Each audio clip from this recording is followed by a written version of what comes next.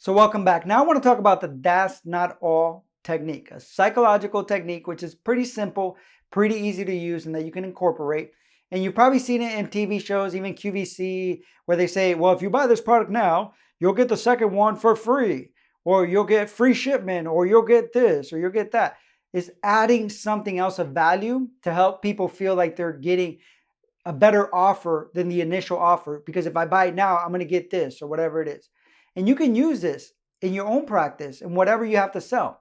Let's say, for example, you have a product and that product is 6 things within that product. You can actually break it down into pieces, into increments, so that they can feel like they're getting 6 things instead of just one thing.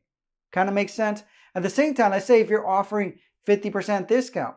So offering the discount in stages. So you could say, well, I was thinking about giving 10% and then I thought about giving 20%, but today I'm going to give 50% off. So because you've added, you kind of worked your way incrementally. You're saying that's not all. I was thinking 10%, but you're really going to get 20. You're going to get 50%. So it's an extra that you're giving. So it could also be a gift that you provide. Even a simple pen or a t-shirt or whatever it is, makes people feel like they're getting something else in return.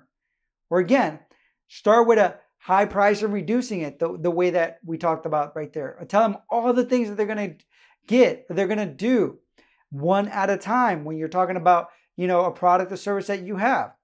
And surprise and delight, especially in the final increment, you want to make sure that it's particularly desirable, something that they really want. So again, if your product or services already has 6 stages or 6 things or whatever it may be, you can start, but make sure that you break those down to 6 different things that you're telling them. That's not all you're going to get. You're also going to get knowledge about this. And you're also going to get this knowledge about this.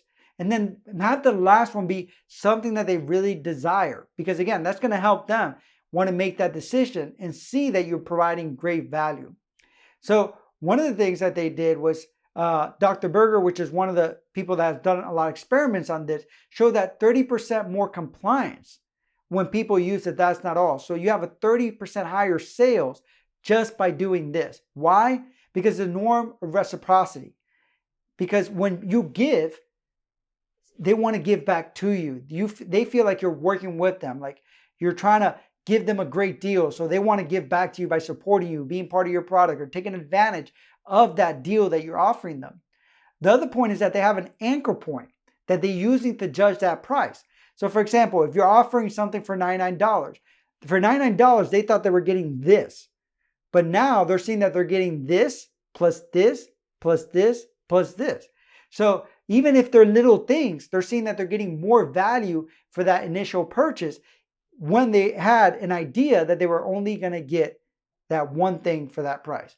So again, very simple. You can use it.